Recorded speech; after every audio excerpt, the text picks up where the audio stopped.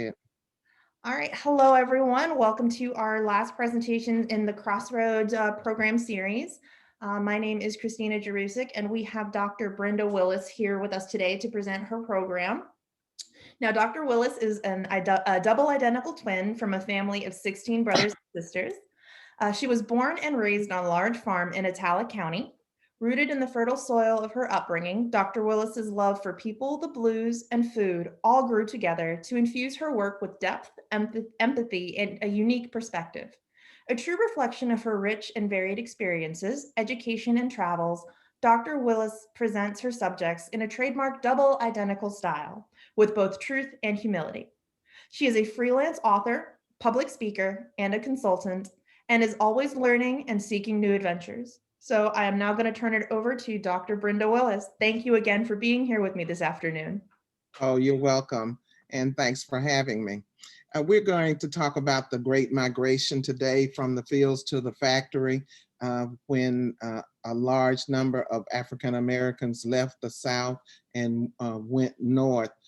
There were two great migrations. The first was 1916 to 1930. And then the second great migration was 1940, 1960, and 70. And I'm a part of the 1970, right at the end of the second migration.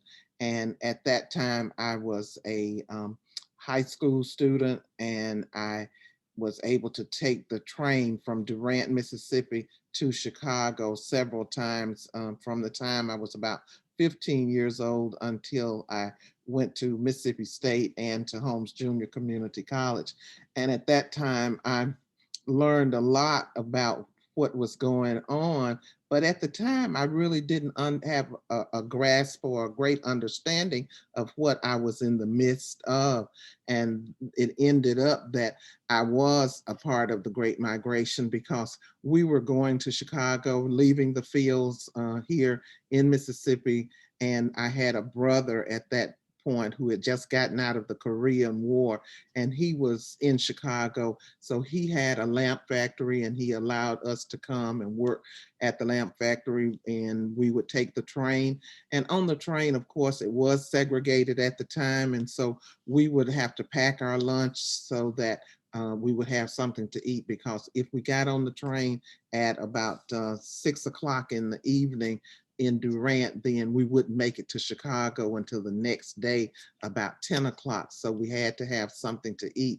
And at that time, the dining cars were segregated. So that's kind of my story with the Great Migration on the end of it, at least. The Black Exodus is what it's also called. And at that point, we had millions and thousands of African Americans just, we had been emancipated. And instead of staying on the farm and sharecropping, then people decided, well, I'm going to where we had heard that there were jobs in the North and that it wasn't, segregation wasn't as bad there as it was here. But I soon found out that it was just more covert there, where it was more overt here in the South. But segregation still persisted a lot. And where do we go? What do we do when we get there?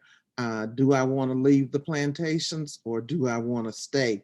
And a lot of people said, we're going to go north. And everybody was looking for the Mason-Dixon line, of course. And once you crossed the Mason-Dixon line, you were in what they called free states at the time of slavery. And Illinois, Ohio, and Michigan, and even Canada. If you've ever read Uncle Tom's Cabin, you'll know that a lot of Blacks would go to as far as Canada. But a lot of people stopped along the way when they got to Ohio. They didn't have money or food or whatever, and they would get off the train. And a lot of people then would settle in towns in Ohio. And then there were people who stayed on the train once they got to Chicago and went on to Michigan, and especially to Detroit, because they had heard that there were car manufacturing jobs in the North, especially in Detroit. And that's why a lot of Blacks ended up then in Detroit because of those high paying factory jobs. However, those jobs were for African Americans were still second class jobs. The types of jobs that they would get would be the jobs that demanded the most physical, intense labor. And of course, then we had to look at, well, what type of housing would we have once we got there? And it soon became apparent that they were in what they call de facto segregation. Uh, Housing was in three stages as far as the people who own the property. Whites owned the property first, uh, Jewish people owned it second, and Black people last. And so it ended up then with a lot of Black people having slumlords as their landlords. And those housing, that housing then was either in projects or government subsidized housing for a lot of us, but that was a little bit later on. But during the first part of the second migration, people were in dilapidated housing. And then so we look to see then African Americans changed the populace in the major cities from 1960 to 1970. Housing, ghettos were created, and ghettos actually is a European terminology, especially with the Italians. Italians stayed in ghettos in certain parts of Italy. Jobs were plentiful for people who wanted to work. Most African American men worked in service jobs and or in factories, but African American women worked as maids and caretakers in prestigious houses in Chicago, in Michigan, and in Ohio. And most of those women were able to learn a lot of the culture there once they got there from the rich white people that the maids worked for. And I think that's when you saw the movie The Help. A lot of that was very true. We had to look at what type of education then would our children have, what type of schools, and at that time it still was separate educational systems for African Americans. And academics were uh, relegated to going to HBCUs, historically Black colleges and universities. And some of those universities had been created early on, and they were already established. And it was up to African Americans coming from the South, knowing that education was the way out of poverty and other situations. And so a lot of those people did send their children to HBCUs. Some went to other more inferior schools because the separate but equal was never equal. We also had to be concerned about health care. Where would we go when we needed a doctor, or where would we go when we needed to go to a hospital? In rural Mississippi, when I grew up, we had no Black doctors in Kosciuszko, and the clinics that we went to when we had to go to the doctor were always segregated. The hospital was segregated. When I got to Mississippi State, I met my first African American doctor there in Starkville, and he was Dr. Connor, and he took care of all of our needs as far as me being a student there back in 1973 to 1975, and then to 1978 when I got my master's. So healthcare became an issue for us when we got to the northern cities. And that's when you saw Black hospitals being erected. And one was Provident Hospital in Chicago, is the one that I remember the most of where my family went whenever we needed health care in the North. Transportation was another issue. two trains running. You'll hear that blues song, Two Trains Running, and that's the train from Mississippi, from New Orleans to Chicago. And if you got on the train, as I said, in the evening, you get to Chicago in the morning. And then there was another train that would come back then at night. People would get on about 7 or 8 o'clock in Chicago, and they would make their way then back to New Orleans. And that's where the blues song, Two Trains Running, came from. Now, transportation was a big issue because we were just at that point being able to buy cars. But going from here to Chicago was at first it was, everybody was very excited if they had a car to be able to drive, but there were instances where people were stopped on the road. They didn't know where they'd be able to get food or where they would eat. And that's when what was determined to be the Green Book. And the Green Book was a book that was developed by a Black man. And he decided that he wanted to be able to tell or show Black people what was safe, where a safe place was along the route of going north or coming south.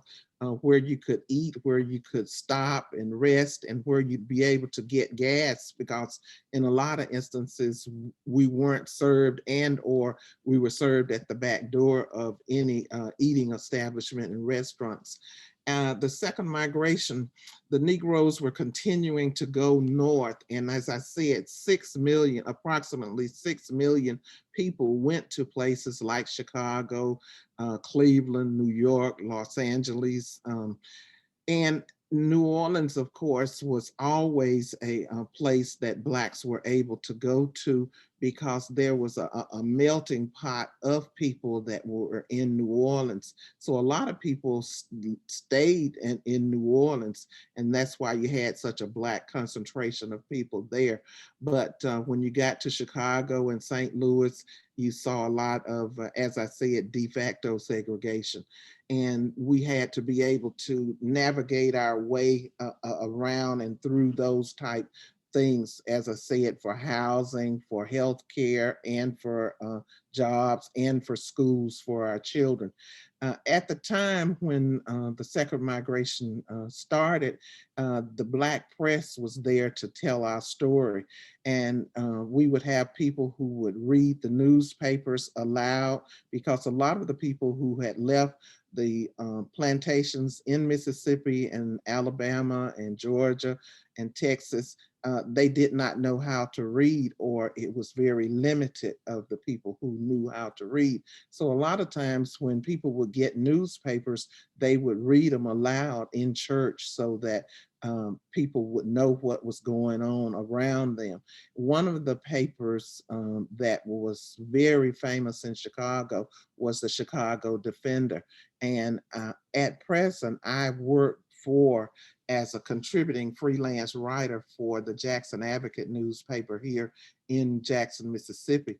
And the editor that owned the Jackson Advocate was also the editor at one time with the Chicago Defender, and his name was Charles Tisdale. Papers were 25 cents, and getting the news out to Blacks was a big deal at that time. You would have people who would ride the trains or work the trains as pullman, as car attendants, that sort of thing. They would then take the newspaper in a big bundle and just throw it out the window in a certain place along the way so that people would be able to pick that paper up. Here in Jackson, Mississippi, the Greyhound bus station was one place that people knew that there were people coming and going, and you'd find the newspaper there. But one of the ways that they did it here in Jackson was to get the paper to Farish Street. And I don't know if you're familiar with Farish Street, but in most Black towns, like in Chicago, in St. Louis, and in Atlanta, you have a Black business district. And of course, I think we're probably all familiar now with Tulsa, Oklahoma, and Greenwood. Those were places where Black businesses thrived during segregation.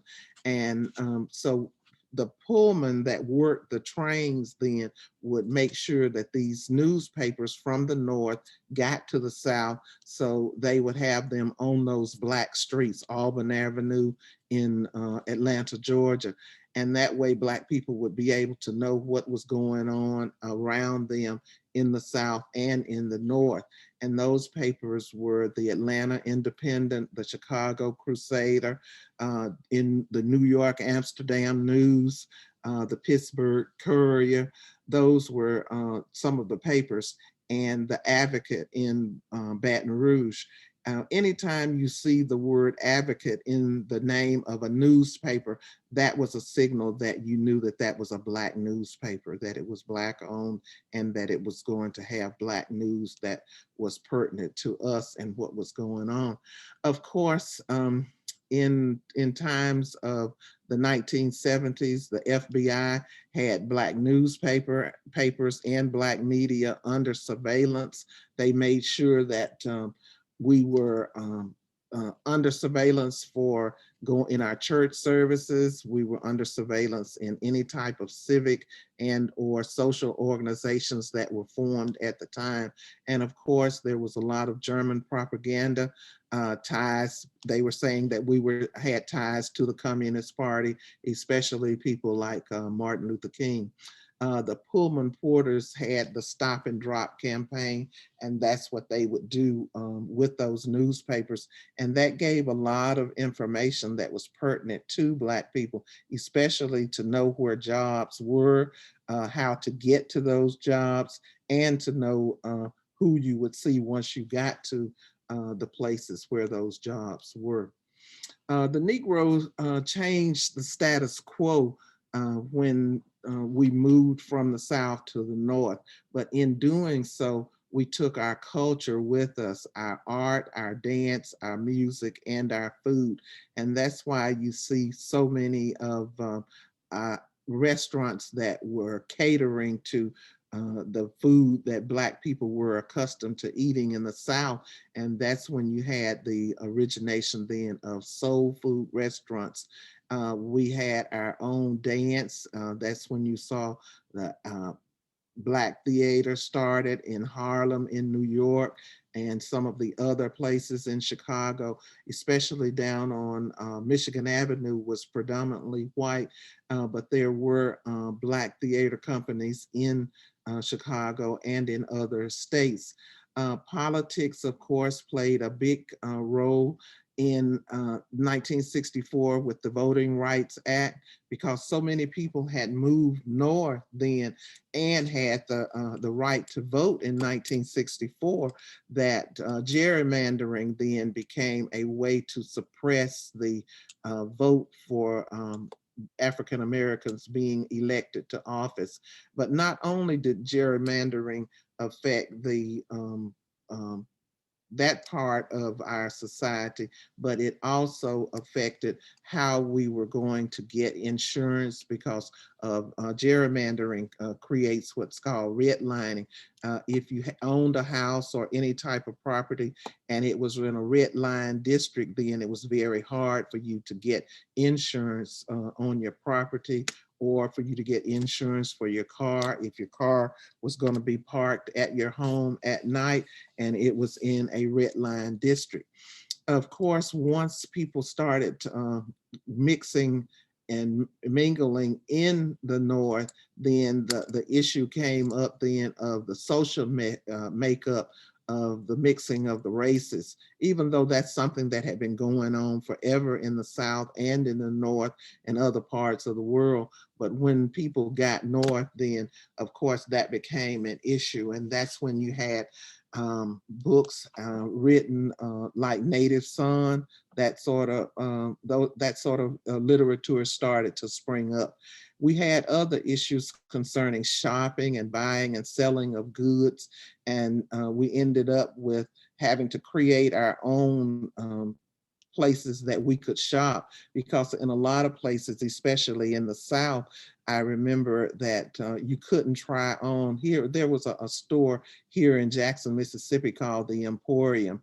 And at that time, it was predominantly white, and Black people couldn't even try on clothes in the store. If a Black person or a Black woman tried on a hat, they would put a cloth or a pillowcase or something over your head before you could try that item on. And some of that went on in the North also once we had made the migration to the North. And so it ended up then that there were streets that were more liberal as far as trading goes. And that's when you come then to Chicago. And there was a street in Chicago called Maxwell Street, but the name in the culture was called Jewtown. And in Jewtown, you could buy and sell goods because the Jewish people had always been good marketers. And so they were able to set up shops that catered, and they didn't mind whether Blacks bought their merchandise or not. It was about making money at that point. So a lot of money changed hands between the Blacks and the Jews. Then came the issue of buying and selling and leasing property. And that's when you ended up then with Black people, once they got those jobs in the factories and as maids and different things, they were able to save money. And then of course they looked to buy a house and get out of the projects or out of the ghetto. And in doing so, then that's when you started ending up with Black people moving to the suburbs and their houses being bombed and that sort of thing in white suburbs in the North. Where would the Negroes live, work, and play? Restricted neighborhoods existed in Cicero, in Cleveland Heights, in Manhattan, in Buckhead, in Atlanta, Eastover here in Jackson, Bellhaven here in Jackson. So when you got to the North, you also had those same type issues. Again, redlining and gerrymandering. Restricted jobs in the South were such as bank tellers, First National Bank in Atlanta. They had separate windows at the driver's license place for you to go to, and it was illegal for Blacks and whites to play checkers in Alabama together. Separate Bibles when you would go to court, and that lasted a very long time. When you would go to court, and if you were a witness and you had to be sworn in, they had a Bible for Black people to put their hands on and a Bible for white people to put their hands on when they were being sworn in the courts. And of course, certain jobs were not available to us, especially as receptionists, being out front in a business and you being the first person that someone would see that would be coming to that business. And that goes on even today. People don't like to have a Black person as the first person that you see when you are coming to conduct business. Insurance agents, secretaries, telephone operators, salespersons in stores, a lot of these things, these type jobs were for whites only. And we then were able to navigate our way through that, especially after the Civil Rights Act of 1964, where we could get some of those jobs, but those jobs were, and a lot of times even now in Mississippi, I see that a lot, that Blacks are not out front in a lot of businesses. They may be in the back, or they may be doing something that where they are not as visible. And that happens a lot. And Mississippi has a lot of regulations that helps to keep certain industries white. And in doing so, then they create certain types of licensures, exams that you have to have in order to be an agent, a real estate agent, that sort of thing. And with the pandemic that we're in right now, a lot of things have come to light as far as how jobs and how people are access to health care and not having access to health care. And not only is that in the South, but it's definitely in the North also. Good jobs for Negroes at that point when we were in the migration. And I use the word Negro because that was the terminology of the time. We were porters in railroads. We had jobs as janitors, cleaning office buildings and common areas, train stations, bathroom attendants, factory workers, steel mill workers were jobs that Blacks were given a lot. But those were the types of jobs that allowed Black people then who were used to making hardly any money to making some money, and they were able to save some of that money. And that's how they ended up then being able to purchase houses in white suburbs in the North.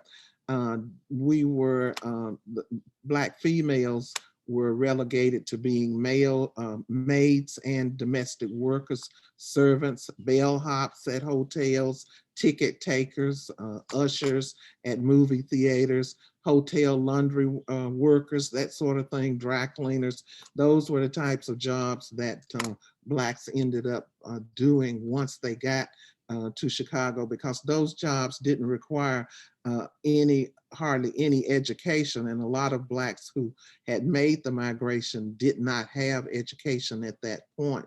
But the Negroes were embedded in these northern cities, and they had separate hospitals, separate shopping centers, separate schools, segregated neighborhoods, especially neighborhoods in Chicago.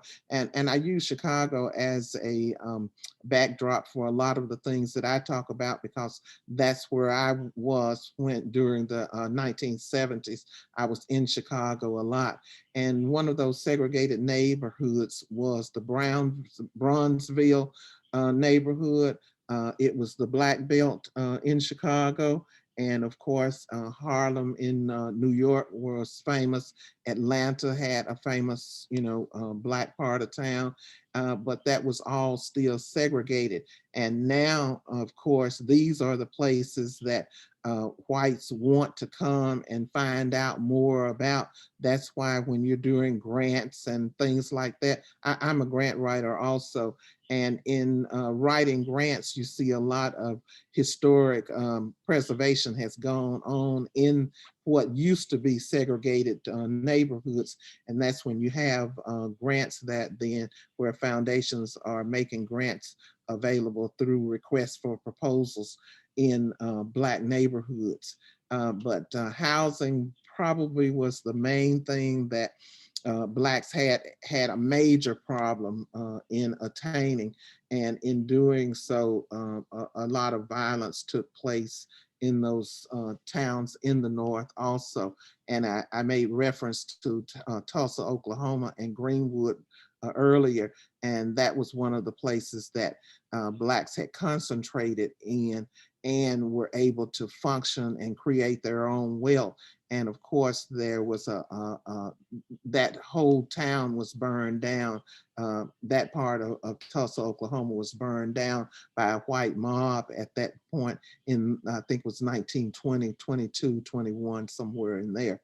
And those were the types of things that created the riots and with race riots in white neighborhoods, because they were being infiltrated by Blacks, because at that point we were able to have the money to buy a house. Usually, as I said, it went from Caucasians owning it first, Jewish people owning it second, and Black people owning it third. And so a lot of that created white flight out of suburbs, out of cities into suburbs. And when Blacks started to go into the suburbs, then that created a problem for the whites that were already there.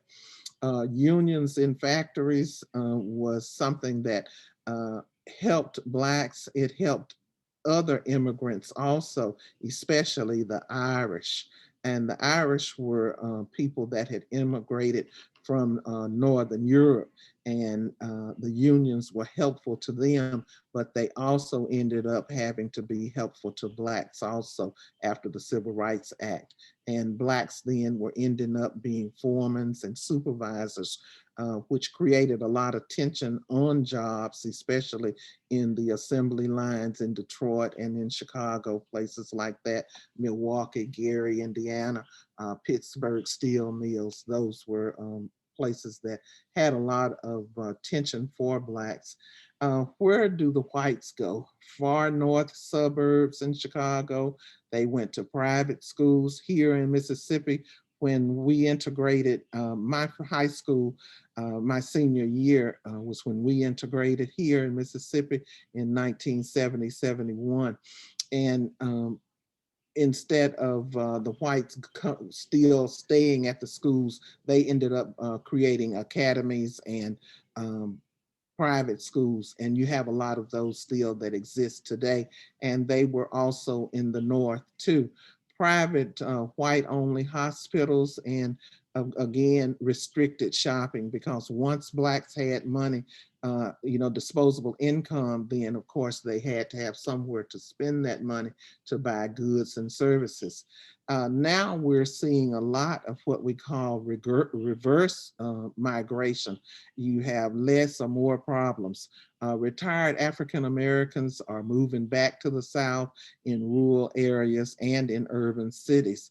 That's when you come hear the terminology chocolate cities like Atlanta, New Orleans, Baltimore, Detroit, Memphis. Those places are places that Blacks were familiar with before and during the Great Migration. And a lot of people now are returning to those towns and areas. And you're seeing then that they are also bringing more educated Blacks are returning to the South. Young whites move back to South and rural areas also. Right now with the pandemic, you're having a lot of whites that are coming back to more rural places and in more suburban places. But money is green everywhere. And so that's kind of how things are going now. If you have the money to move where you want to move, more than likely you'll be able to move there. However, you're going to have some problems still, because a lot of people in the South still think that the Civil War is going on. Guns, school shootings, gun laws, Black Lives Matter, abortion, and the Me Too movements are things that are coming back and rearing their heads, that were at one point had been minimized, but now that Black Lives Matter movements and gun laws and people who are against gun laws, those people are kind of butting heads right now. The Me Too movement is very much alive and well. We're also seeing a lot of school shootings and things that are going on, and that's in white neighborhoods and in the South, like in Florida, the school violence. But of course, Mississippi was the first place where there was a mass shooting right here in Pearl, Mississippi, with Luke Whittam. So we're having to deal with a lot of the same problems, and violence is prevalent in a lot of instances, but for different reasons, and some of the very same reasons that the Great Migration took place in the first place. And that, girls and boys, ladies and gentlemen, that is the end of my presentation. If you have any questions, or if there's anything you'd like to discuss, now would be a good time. Thank you so much for that presentation, Dr. Willis. There was a lot of really good information in there, and you taught me a few things. You've taught me a lot with this presentation, so I do appreciate it. And I think there's going to be a lot of good conversations started through this. So thank you so much. And I really, really do appreciate you coming and spending your afternoon with me and doing this presentation. I thank you very much. Okay, well, I look forward to seeing it on YouTube and when you Yeah, put and I it up, will send you the and link. let Once me I know. have everything. So Okay, then. let me Uh, stop